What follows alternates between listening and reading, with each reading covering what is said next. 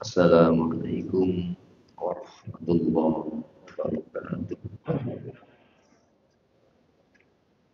Innal hamdalillah nahmaduhu wa nasta'inuhu wa nastaghfiruh wa na'udzu billahi min syururi anfusina wa min sayyiati a'malina. May yahdihillahu fala mudilla lahu wa may yudlil fala hadiya lahu. Asyhadu an la ilaha illallah wahdahu la syarika lah wa asyhadu anna Muhammadan abduhu wa rasuluh la nabiyya wa la rasula ba'da. Allahumma shalli wa sallim wa barik ala Muhammadin wa ali Muhammad kama shallaita wa sallamta wa barakta ala Ibrahim wa ali Ibrahim fil alamin innaka Hamidum Majid. Amma ba'd. Sejenak marilah kita sediakan waktu kita bersama menelaah memahami materi Sirah An-Nabawi. Sertakan harapan kepada Allah, semoga lewat telaah pagi hari ini Allah menganugerahkan kepada kita taufik hidayahnya, bimbingan serta pemahamannya. Untuk itu marilah kita buka telaah pagi hari ini dengan al-basmalah. Bismillahirrahmanirrahim. Saudara sekalian, Rasulullah dihadirkan sebagai utusan. Yang utusan ini secara khusus kepada manusia.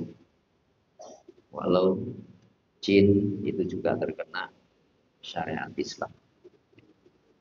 Tapi peralihan kekhalifahan itu kepada jenis manusia. Hadirin, saat Allah mengumumkan bukan minta persetujuan, tapi mengumumkan Allah menciptakan manusia, itu ada kata-kata malaikat. Ataj'alu fiha may yufsidu fiha. Adakah kau ciptakan ya Allah di bumi ini may yufsidu fiha, orang-orang yang melakukan pengrusakan. Ini kan kesan negatif ini. Wa nahnu, sedangkan kami ini para malaikat nusabbihu, senantiasa terus-terusan bertasbih. Berarti kan tidak ada masalah bagi jenis. Bihamdika itu pun dengan memuji. Jadi tasbihnya para malaikat semesta ini ya, semata bukan apa yang saya dapat, tapi apa yang saya berikan, yaitu bihamdika dengan memuji. Itu pun wanuqat disulat, tanpa ada perasaan kami mampu menyucikan engkau. Itu malaikat suci gitu. Jadi ibadahnya itu murni karena tanpa gangguan. Nah, sementara jenis manusia ini diciptakan dari unsur bumi, ada unsur logam, macam-macam jenis logam. Dan ini gesekan sedikit saja menimbulkan masalah percikan api itu. Sehingga ada kata-kata menurut, karena kata-kata bertempur, berperang. Dalam rumah saja kan gitu. Dimulai dari kata-kata tersinggung, tidak selesai jadi percikan api. Nah, itu kesan, dan Allah tidak menyalahkan. Iya, qala inni a'lamu ma la ta'lamun. Aku yang menciptakan, merencanakan, jauh lebih tahu. Malah alamun, jenis-jenis pengetahuan yang kamu tidak tahu. Berarti ada jenis pengetahuan yang pengetahuan itu malaikat yang begitu murninya saya tidak tahu. Nah, maka kita kembali kepada bagaimana Rasulullah saat di Madinah. Itu masalahnya bukan selesai, tapi timbul masalah-masalah yang jauh lebih rumit, skalanya lebih besar. Di mana Rasulullah harus menghadapi invasi Romawi. Dan sampai Khulafaur Rasyidin itu tidak selesai konflik. Nah, ini sebelumnya kan dibahas tentang khusus mujtama al-jadid. Jadi unsur-unsur yang membentuk masyarakat baru. Di sini hati rahimahumullah. Jadi masyarakat baru yang dibangun Nabi itu juga kita analisa bangun pusat kegiatan yaitu masjid. Pentingnya masjid dari sisi bukan sekedar bangunan, tapi itu sebuah simbol. Yang simbol ini simbol sebuah masyarakat baru. Di sana ada kegiatan keilmuan, makanya disebut jami. Berarti kegiatan ilmu, makanya al-jami'ah itu university. Nah, ini awal di Madinah.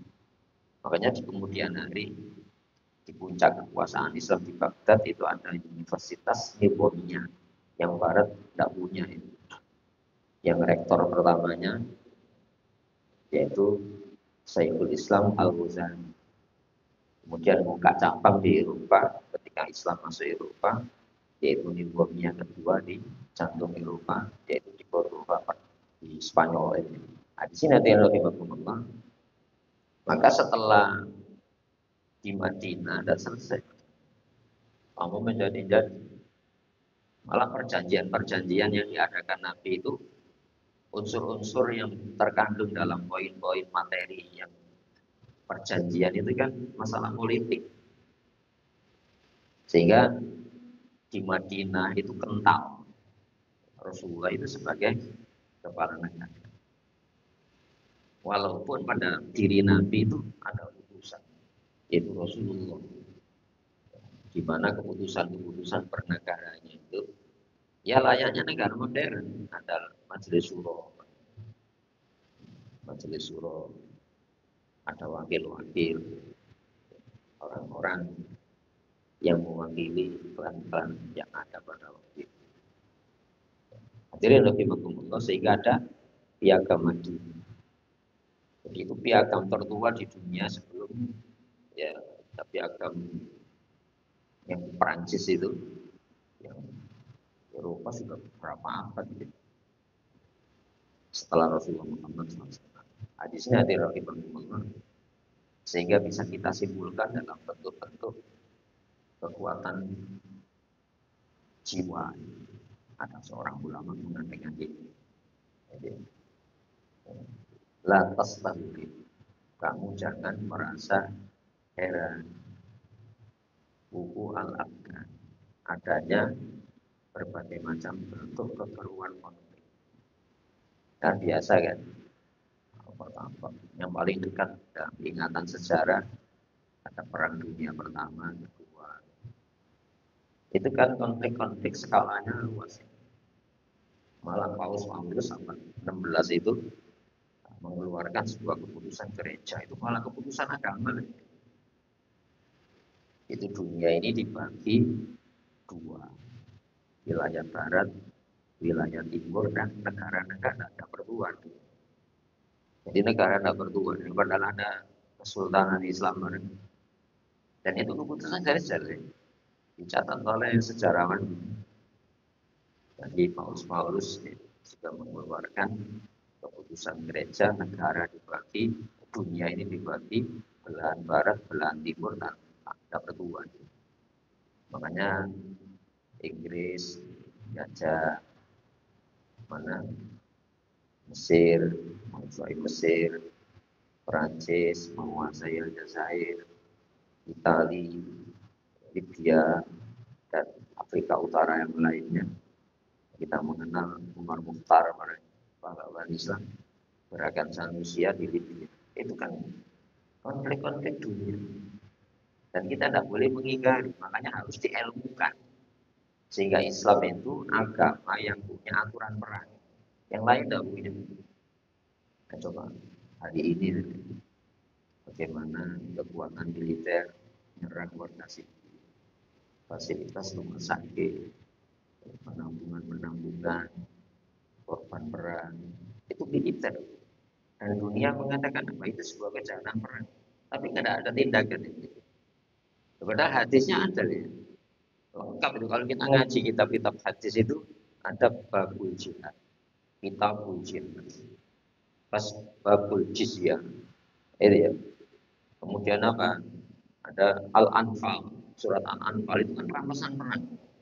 Itu kan berbicara masalah-masalah konsekuensi dari sebuah konflik. Ya, maka lantas tadrib buku al-abtar. Kamu jangan merasa heran. Buku al-abtar terjadinya berbagai macam keruan matum tak bihadan. Selagi engkau hidup di dunia. Kenapa? Ya memang watak dunia ini. Fa innahu ma amruzat illa wasfu. Tidaklah menampakkan dunia ini kecuali sifat-sifat aslinya, karakter asli. Ini ya. Nah, di sini hadirin rahimakumullah, maka ketika Rasulullah di Madinah itu tidak selesai. Di dalam Madinah sendiri ada persekongkolan kan. Jadi surat Munafikun itu turunnya surat Munafikun itu Yahudi Nasoro yang masuk Islam.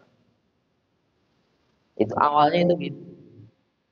Kenapa? Secara politik waktu itu kan kendali politik di bawah kendali Rasulullah kan.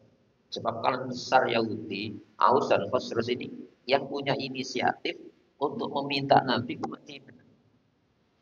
Jadi dari sisi wahyu itu memang diperintahkan keluar menyelamatkan Islam iman. Tapi dalam kondisi hubungan sosial, hubungan politik. Jadi Aus Khosrus ini perang sama-sama Yahudi Nasoro. Jadi Nasoro dengan Nasoro, Yahudi sama-sama Yahudi, Yahudi Nasoro terjadi. Itu 2 abad, 200 tahun. Dan mereka menunggu-nunggu ya manusia pembebas yang disebutkan di dalam Taurat Injil.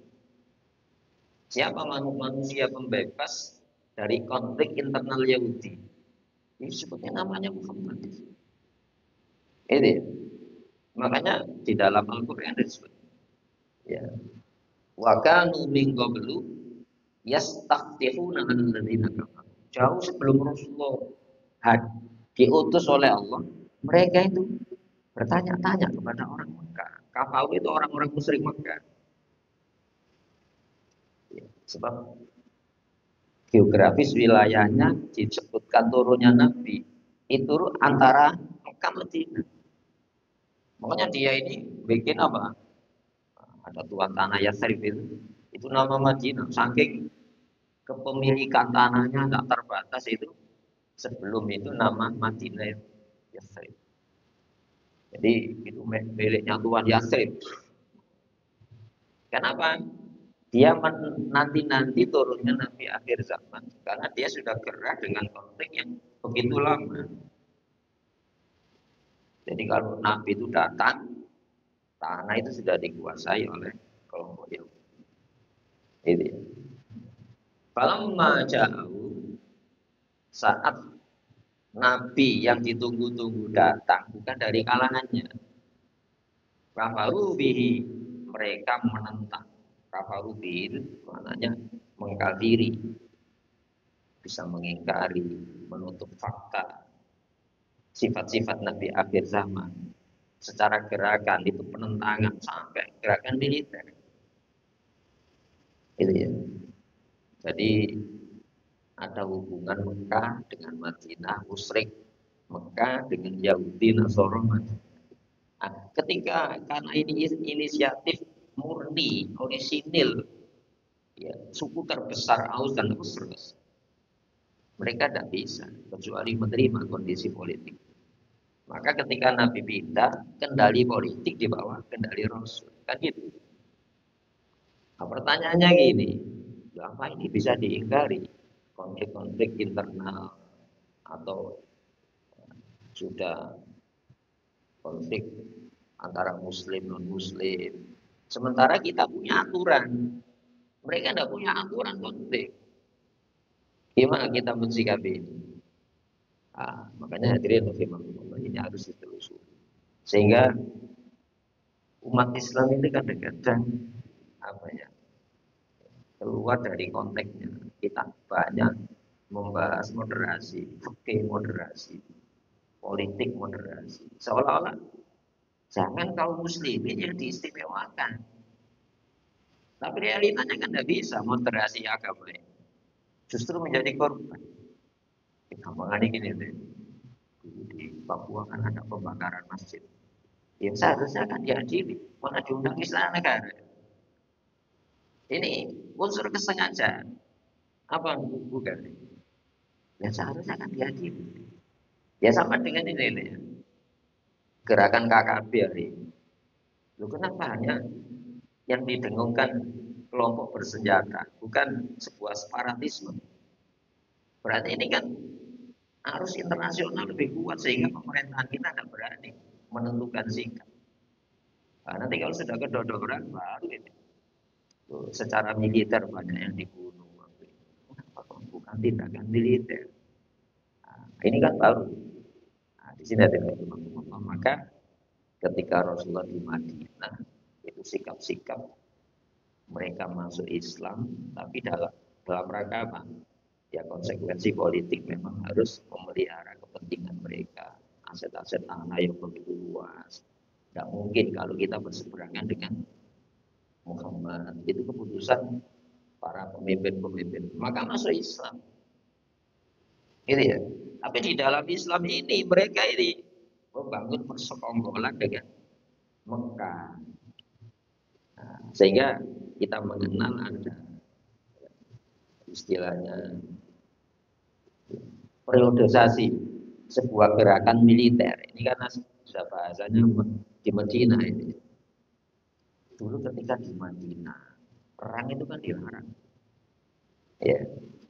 Alam taro ilal ladina kufu aidiakum wa aqimus shalah wa atuz zakat. Falamma kutiba alaihimul qitalu tawallaw illa qalilan minhum.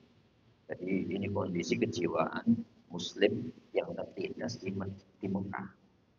Coba, tidakkah kau analisa, kau lihat bagaimana kejiwaan Muslim saat tertindas di mana? Di Mekah. Ini konteksnya surat Al-Baqarah. Coba lihat saat Muslim tertindas di Mekah. Waktu itu militansinya kan luar biasa, tertindas saya melawan. Padahal Rasulullah kan punya analisa sendiri. Kalau diperintahkan perang dalam kondisi Mekah, terjadi perang antar keluarga kan, karena tidak semuanya anggota keluarga itu Muslim semuanya, bisa saling membunuh di rumah-rumah mereka. Hadirin rahimakumullah, maka konteks periodisasi konflik perang di Mekah itu haram. Nah, ketika di Madinah, falamma kutiba alaihimul qital, ketika diwajibkan perang, kamu kok mencari-cari alasan ya? Padahal ini kondisinya sudah tepat. Makanya di Madinah itu ada amal, itu boleh membalas, boleh membalas. Kita serah karena boleh itu ya melihat kondisional. Boleh. Kalau kamu dijahati ya boleh kamu ubah. Nah, tapi ini kan ada upaya-upaya membentuk sebuah organisasi militer. Ini ya, padahal belum punya. Sehingga Rasulullah itu di saat yang sama Nabi itu Rasulullah, Nabi itu panglima perang. Nah, ini banyak dilupakan. Bagaimana Nabi itu menganalisa strategi perang, mengadakan kontak-kontak hubungan dengan lawan, menaikkan perjanjian-perjanjian. Ada perjanjian pertama Hudaybiyah itu. Jadi ya, di gencatan senjata sementara karena umat Islam mau menunaikan ibadah haji ditolak. Kenapa? Pengelola haji masih musyrik Mekah. Itu ada perjanjian itu. Pertanyaannya gini, ini perjanjian biasa atau perjanjian militer ini? Itu militer. Ini ya, sampai waktu itu namanya Suhail bin Amr itu diteken di Muhammad Rasulullah. Saya tidak mau. Ya, justru saya memerangi Muslim itu karena saya tidak mengakui Muhammad itu utusan Allah. Lalu gimana? Ya Muhammad ibn Abdillah gitu. Sayyidina Ali tidak mau seperti itu. Nah, ini teken, Pak. Ini perjanjian militer. Rasulullah ini kepala negara. Itu ya. Kata Rasulullah, tidak apa-apa, dihapus. Toh dengan dihapus ya, poin perjanjian tanda tangan tidak mengurangi saya jadi nabi. Kan? Saya tetap Rasul. Ada ditulis Muhammad bin Abdullah. Alasan apa? Saya tidak mungkin memerangi. Oh, memang justru karena saya memerangi, saya tidak mengakui Muhammad itu utusan Allah. Itu ya. Padahal bukti-bukti kan jelas Rasulullah itu. Karena Nabi yang paling terang sejarahnya Rasulullah. Makamnya masih ada. Orang setianya di makam itu. Itu ya. Kalau Nabi-Nabi kan kadang-kadang ada 3 tempat makamnya Nabi siapa. Itu kan belum jelas. Hadirin rahimahullah. Jadi pertama itu perang itu dilarang. Kenapa? Tidak memungkinkan. Itu ya. Tapi dalam periode Madinah ada periodisasi Madinah itu boleh membalas. Tidak ada kata setimpal itu boleh membalas. Kenapa? Ya, tidak memungkinkan, tidak punya angkatan perang. Nah, tapi berikutnya boleh membalas setimpal. Kenapa kok setimpal? Sudah ada kekuatan pasukan. Nah, itu ya. Itu jadi mulai di Madinah itu terus gerakan-gerakan militer itu terus. Nah, ini jangan dilupakan. Sehingga ada ayat khusus wattalladzina kafaru. Orang-orang kafir itu suka dengan sangatnya. Bukan sekedar suka ya.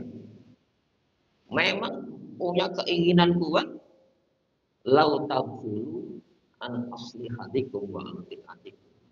Kamu mengabaikan kewajiban-kewajiban ya punya angkatan perang. Jadi kalau kita mengabaikan hal ini, kekuatan mesin perang, itu memang kehendak mereka. Nah, sampai sekarang kan gitu kan ya. Ya, organisasi militer tidak boleh. Ya harus di bawah Dewan Keamanan, Dewan Keamanan PBB. Tapi mereka kan punya kan aliansi militer. Lalu kenapa kita tidak boleh, mereka kok boleh? Sampai Oki itu saja tidak berani menggalang kekuatan mesin perang. Oh, itu kan mediasi kan, organisasi konferensi negara Islam. Itu bukan perjanjian militer, bukan sekutu militer. Nah, coba hari ini dengan katakan dikirim di konflik Palestina, paling mencuri-curi. Ya, inisiatif sendiri-sendiri negara tetangga. Padahal itu jelas-jelas Israel itu didukung kekuatan NATO sebelumnya. Sekarang kan sudah mulai kelabu-kelabu itu. Karena yang dijagokan sudah kedenser. Hadirin rahimahumullah. Ini penting, kenapa? Mereka itu justru sangat sukanya kalau kita ini lengah dari memperhatikan kekuatan mesin perang ini. Wa amti antikum, dan mereka senang kalau kamu lengah dari memperhatikan kekayaan-kekayaan negara. Fayamiluna mailatan wahid. Maka ketika lengah dia akan memberikan sebuah gempuran yang secara mendadak. Hadirin rahimahumullah, insya Allah dari 100% kekayaan dunia, katakan itu 85% itu di negara-negara yang ditinggali kaum muslimin. Ini kan Allah mengatakan gitu. Kan tidak mungkin Allah itu ya menurunkan konsep kehidupan tanpa dikasih modal kekayaan. Tapi sayangnya ya, kekayaan negara-negara muslim itu tidak dikelola sesuai dengan konsep-konsep pengelolaan ekonomi Islam maupun teori politik Islam. Sehingga apa? Kekayaan di negeri kita yang memiliki bukan negara kita. Kemudian apa?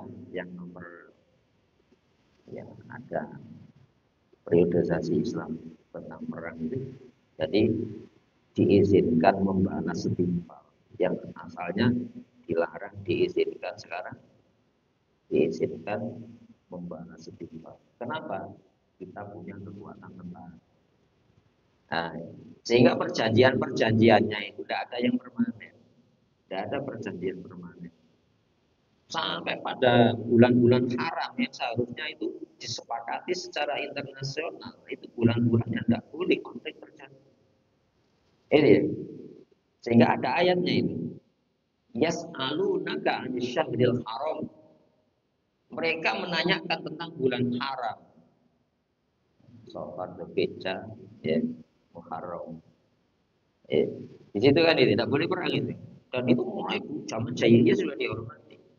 Tapi ketika terjadi konflik dengan Muslim, dihilangkan sama sekali kesucian bulan ini. Sehingga ada ayat yas'alunaka 'anil syahril haram qitalin fi. Mereka menanyakan kepada engkau Muhammad tentang bulan haram, bertempur di dalam bulan itu. Kenapa? Mereka sudah tidak menghormati kesepakatan internasional ini, sama dengan hari ini kan. Pengadilan tinggi hak asasi manusia dunia sudah mengatakan pembunuhan etnis itu bukan perang biasa. Ini ya, pengerusakan. Ini ya, siapa? Zionis Israel. Tapi berani menangkap. Ya, Netanyahu tidak berani kan. Hadirin rahimahumullah, itu menunjukkan apa? Kesepakatan, poin-poin yang secara internasional diakui, mereka tidak mau tunduk kepada keputusan itu. Itu karakter mereka yang semacam itu. Makanya kul kita fihi kabir, itu Allah mengatakan dalam surah Al-Baqarah. Katakan bertempur berperang di bulan haram itu dosa besar. Ini itu bulan-bulan suci. Dalam Taurat, dalam Injil, juga dalam Al-Quran. Itu bulan-bulan itu. Ya. Jadi kul kita nanti kabir. Namun wasaddun an sabilillah wa kufrun bihi wal masjidil haram. Kegiatan mereka yang menghalangi orang dari sampainya dakwah Islam kepada manusia. Jadi mereka itu menghalangi sampainya Islam dengan wajah. Dan menghalangi Muslim dari melaksanakan haji. Karena waktu itu izin haji tidak boleh. Nah, itu ya. Akbar itu dosanya lebih besar dalam pandangan Allah daripada apa? Melanggar kesucian bulan. Boleh saja kamu bertempur. Wa ikhraju ahlihi, mengusir warganya dari areal haram. Itu jauh lebih kejam daripada melanggar kesucian bulan. Ya. Wal fitnatu akbaru minal qatl. Menimpakan masalah kepada kaum muslimin itu jauh lebih kecil daripada membunuhnya. Kalau membunuh kan selesai. Tapi memfitnah, stigmasi negatif pada kaum muslimin itu dalam pandangan Allah itu jauh lebih kecil. Kenapa? Yang dicoba itu hidup bisa merasakan. Nah, sekarang kan tersandra itu ya. Mau membalas tidak bisa. Boleh membalas tapi harus lewat saluran mereka. Ini ya, Palestina ya, berjanji dengan Zionis Israel yang memperakasai siapa? Amerika. Coba lihat poin-poinnya itu. Tidak ada yang menguntungkan Palestina. Sampai terakhir ada pemerintahan otoritas Palestina Mahmud Abbas.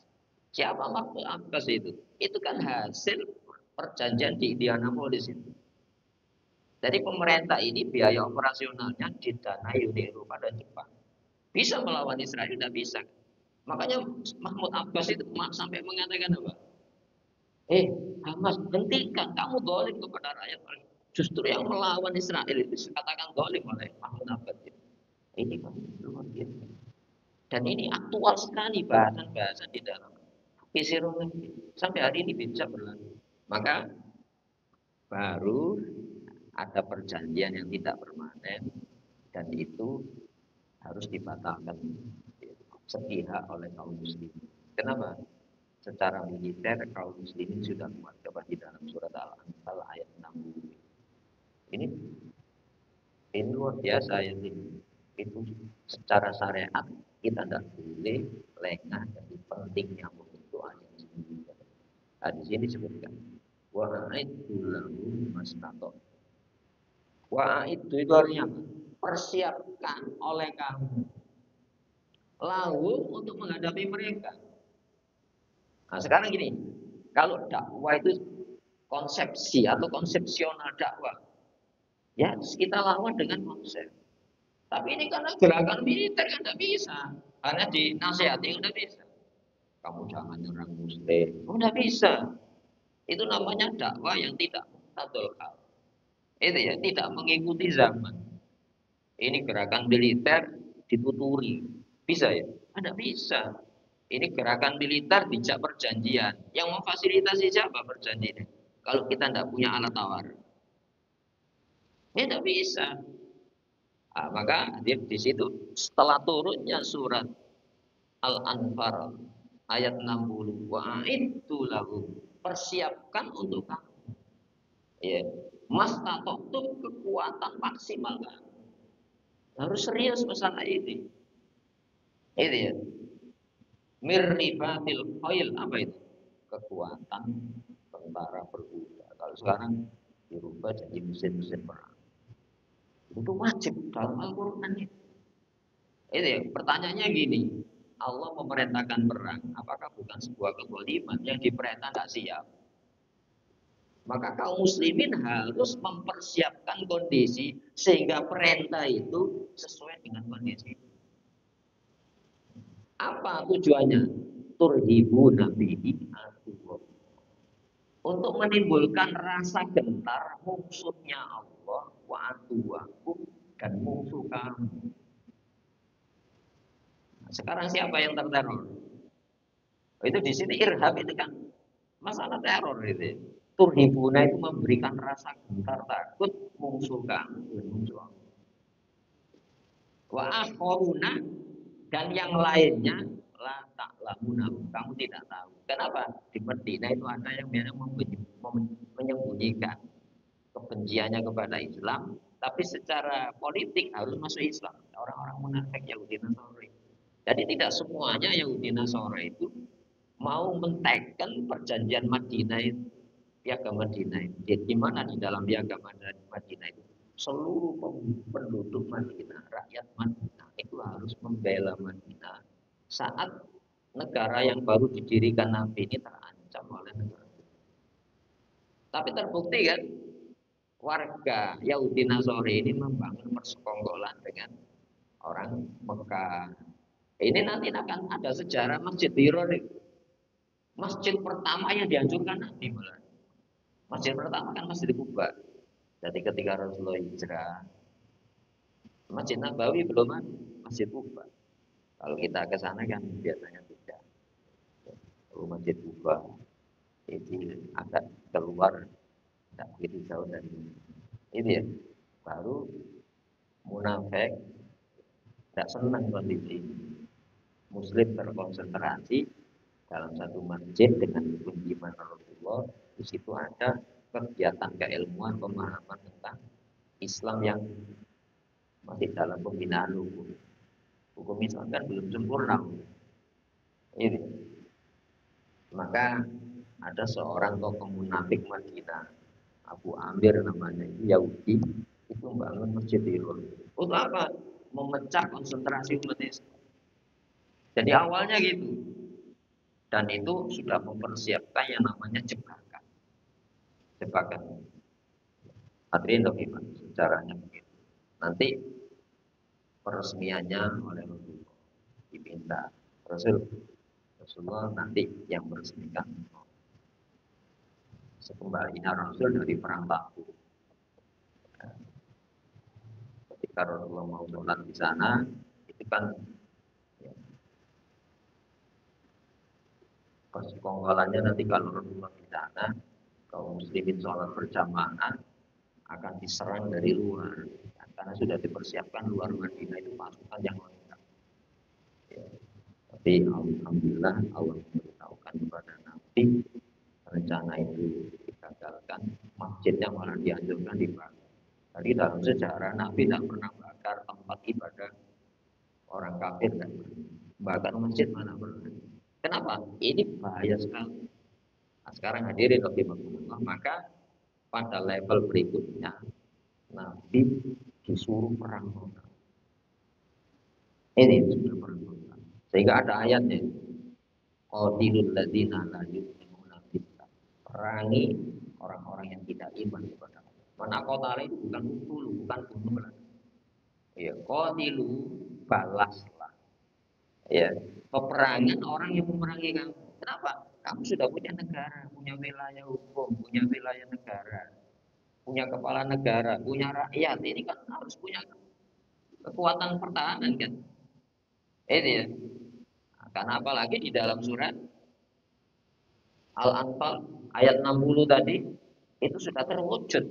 Kalau sekarang punya angkatan bersenjata, maka Rasulullah itu dilarang ada perjanjian permanen, sedangkan ya, unsur-unsur bernegara ini sudah terwujud. Maka turun surat apa? Surat Al-Baqarah.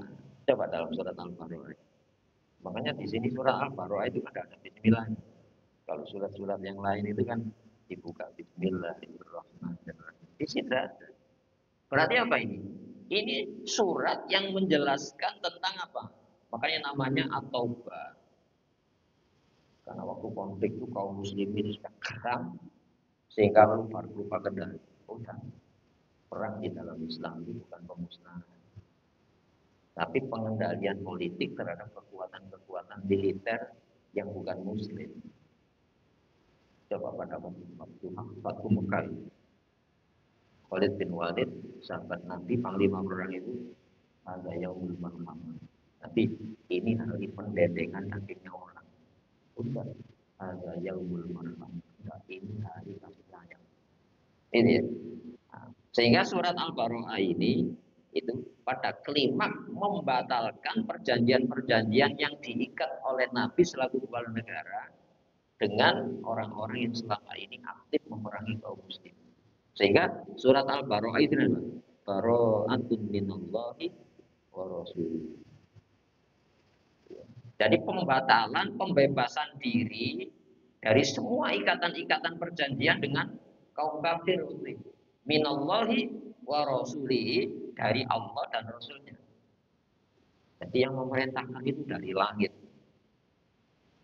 Ini wahyu dari Allah. Baru aja.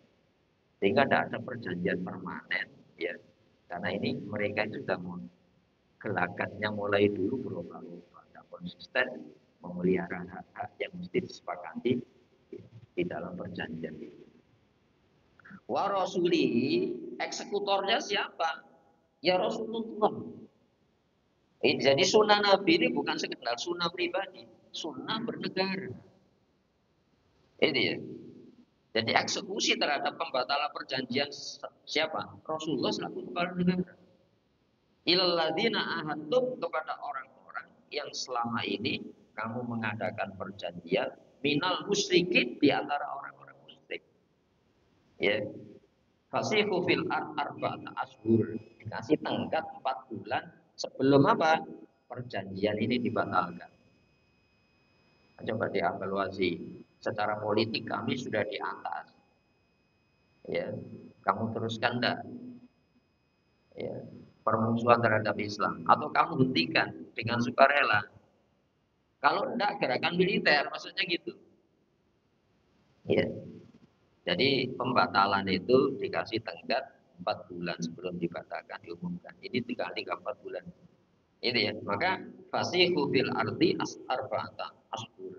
Kamu boleh bebas di bumi ini ya 4 bulan. Ya. Kemudian wa'lamu, ketahuilah annakum, bahwasanya kamu kaum musyrikin ghairu mu'jizillah, tidak mampu melemahkan Allah, ya, wa anallahu bil kafirin, dan Allah itu bakal menghinakan orang-orang kafir yang senantiasa melancarkan peperangan kepada Islam dan kaum muslimin. Hadirin rahimakumullah, kondisi ini tidak boleh diabaikan. Kenapa? Kondisi ini akan selalu berubah-ubah seiring ya, kuat atau lemahnya kaum muslim. Kalau kaum muslim ini lemah, ya mereka akan muncul, itu alam. Kalau kita kuat, ya enggak, mereka enggak. Itu ya. Makanya ketika kekuatan politik dunia Islam itu redup, kekhalifahan Utsmani itu sudah dihancur, ya, mereka muncul kembali dan kita rasakan sampai hari ini. Tapi insya Allah kondisinya akan ada grafik naik, di bagaimana kondisi politik umat Islam ini, ya kita ditandai ingin ya, untuk bangkit kembali dari keterpurukannya. Semoga maka jadi disimpulkan jangan kau merasa heran adanya keperluan di dunia ini. Selagi kamu di dunia ini memang ada keperluan-keperluan. Kadang-kadang muncul, kadang-kadang mereda, kadang-kadang meningkat, kadang-kadang menurun, gitu ya. Kenapa? Dunia ini tempat ujian kita. Ujian kita itu bukan menang kalahnya, tapi keperpihakan kita itu yang dinilai oleh Allah Subhanahu wa Ta'ala. Kita sudah dikasih sebuah cara pandang hidup atau pandangan hidup bahwa masa depan kita itu akhirat, tujuan kita Allah, jalan yang kita tempuh itu jalan Islam. Liku-liku di dalam ya, mengarungi jalan menuju Allah itu berbagai banyak cobaan. Ya. Tapi ya itulah karakter nanti akhir zaman. Jadi, sehingga ada ayatnya kan, sehingga Rasulullah disuruh ngajak kepada nabi-nabi sebelumnya. Coba Nabi Daud itu raja dan Nabi Sulaiman itu raja dan Rasulullah itu bukan raja kan. Tapi apa yang dihadapi Rasulullah itu apa yang ditangani seluruh nabi dalam berbagai macam masalah-masalah pribadi, sosial maupun kegiatan bernegara. Itu menandakan apa? Justru umat Islam akhir zaman ini ditandai kuntum khairu ummah. Kamu ini sebaik-baik umat. Ya, kamu ini penyempurna 70 umat. Jadi umat itu 70. Wa antum khairuha yang dikeluarkan ukhrijat linnas, dikeluarkan untuk menyelesaikan problema kemanusiaan. Problema kemanusiaan itu kan bukan pribadi saja kan. Kalau organisasi apapun, organisasi negara, itu masalah-masalah kemanusiaan. Apa tandanya umat yang baik itu ada kegiatan ta'muruna bil ma'ruf wa tanhauna 'anil munkar. Ada kegiatan yang memerintahkan kepada makruf. Makruf itu hal-hal yang ya tidak diingkari oleh akal sehat. Jadi kalau manusia berpikir jernih, pasti membenarkan itu sebuah kebenaran atau itu sebuah kesalahan. Wa tanhauna 'anil munkar, kamu mencegah kemungkaran. Mungkar itu apa? Apapun yang diingkari oleh akal sehat. Contohnya ajaran Islam ini. Orang yang melakukan kejahatan pasti kan bersembunyi. Itu artinya apa? Pelaku kejahatan saja sudah mengakui bahwa itu kejahatan. Itu mungkar itu gitu. Itu tidak berbicara agama. Sebuah tindakan mungkar. Buktinya apa? Ketika jadi korban, mereka tidak mau kan? Kapan orang nyolong. Ketika jadi korban, mereka tidak mau. Tapi kok nyolong? Itu artinya apa? Mungkar itu diingkari oleh akal sehat. Tapi dasarnya apa? Ini bedanya kita. Waktu minuna billah. Itu ada konsep yang kau yakini itu bukan dibikin sesama kamu, tapi dasarnya iman kepada Allah Subhanahu wa Ta'ala. Mungkin itu yang saya sampaikan sebagai buat tinjauan, walaupun tidak sesempurna yang ditulis para sejarawan, minimal kita bisa menyimpulkan itu tadi bahwa perjanjian-perjanjian yang terjadi antara Muslim dengan non-Muslim itu ada yang konflik yang terjadi, ada penanganannya yang sesuai dengan syariat. Tidak tahu gitu. Mungkin itu yang dapat saya sampaikan.